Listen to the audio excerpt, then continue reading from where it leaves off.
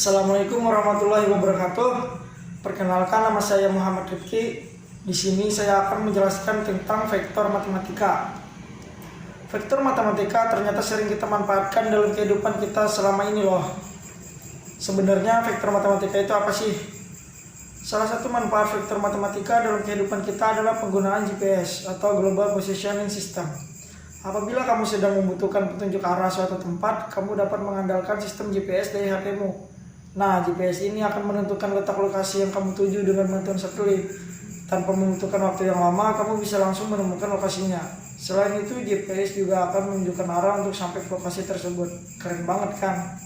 Mendengar istilah vektor, mungkin kamu akan berpikir bahwa kita akan membahas mengenai vektor pada mata pelajaran fisika. Sayang sekali. Vektor yang akan kita bahas kali ini adalah vektor matematika. Sebenarnya membahas mengenai vektor dalam fisika sangat berhubungan dengan vektor matematika. Seperti yang kita ketahui, vektor dalam fisika merupakan salah satu dari dua jenis besaran selain besaran skalar. Jika besaran skalar hanya memiliki nilai saja, vektor merupakan besaran yang memiliki nilai dan arah. Contoh dari besaran skalar adalah panjang, luas, volume, suhu, dan lain-lain. Sedangkan contoh dari vektor yang kecepatan, percepatan, medan magnetik, dan lain sebagainya. Oke, sekarang kita pelajari bersama materi vektor matematika. Pengertian dan jenis-jenis vektor. Sesuai yang kita sebutkan di awal, bahwa vektor adalah ruas garis berarah yang memiliki besaran atau nilai dan arah tertentu. Secara geometris, suatu vektor dapat digambarkan sebagai ruang garis berarah dengan panjang ruas garis menyatakan besar vektor dan arah ruas garis menyatakan arah vektor. Sebuah vektor dapat dinotasikan dengan beberapa ketentuan. Definisi dari vektor sendiri adalah ruas garis berarah. Maka bentuk dari vektor bisa kamu lihat pada gambar vektor berikut ini. Nah, setelah kita amati gambar vektor di atas, vektor garis A sama dengan garis C.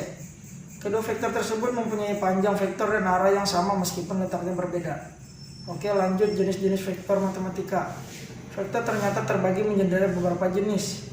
Ada vektor nol, vektor posisi, vektor satuan, dan vektor basis. Vektor nol adalah suatu vektor yang panjangnya nol dan tidak memiliki arah vektor yang jelas. Sedangkan vektor posisi suatu vektor yang posisi titik awalnya di 0 atau 0,0, sedangkan posisi titik ujungnya di satu titik tertentu selain titik 0.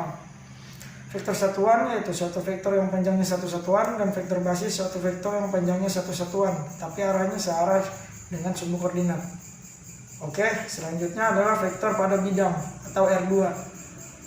Karena vektor merupakan salah satu bagian dari geometri, berarti vektor dapat digambarkan pada sebuah bidang atau R2 atau sebuah ruang yaitu R3. Kalau vektor berada pada bidang, maka akan dinyatakan dalam dua sumbu koordinat yaitu sumbu X dan sumbu Y. Sedangkan vektor yang berada pada ruang R3 akan dinyatakan dalam tiga sumbu koordinat yaitu sumbu X, sumbu Y, dan sumbu Z. Selanjutnya panjang vektor pada bidang. Sesuai dengan pengertiannya, vektor memiliki panjang tertentu. Nah, untuk menentukan panjang suatu vektor pada bidang, kamu bisa menggunakan rumus. Selanjutnya, operasi vektor pada bidang. Operasi pada vektor tidak jauh berbeda dengan operasi aljabar. Operasi vektor pada bidang meliputi penjumlahan, pengurangan, perkalian vektor dengan skalar, dan perkalian dua vektor. Yang pertama, penjumlahan vektor.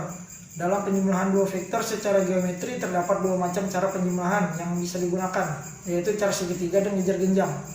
Berikut adalah gambar cara penjumlahan vektor dengan cara segitiga dan ngejar genjang. Secara aljabar, penjumlahan vektor hanya penjumlahan koordinat titik pusat vektor dengan titik ujungnya. Selanjutnya, pengurangan vektor. Pengurangan vektor dua vektor pada dasarnya sama dengan penjumlahan kedua vektor. Namun secara geometri yang membedakan adalah terdapat salah satu vektor yang memiliki arah berlawanan sehingga bernilai negatif. Sedangkan secara aljabar hanya mengurangi titik-titik pada koordinat vektornya. Selanjutnya, perkalian vektor dengan skalar. Perkalian antara vektor dengan skalar adalah hasil kali suatu bilangan skalar dengan sebuah vektor. Nah, materi vektor matematika ternyata tidak terlalu sulit, bukan? Agar dapat memahami materi vektor lebih dalam, kalian bisa mencoba latihan dan lihat share-share di YouTube atau di aplikasi manapun. Terima kasih. Sekian dari saya.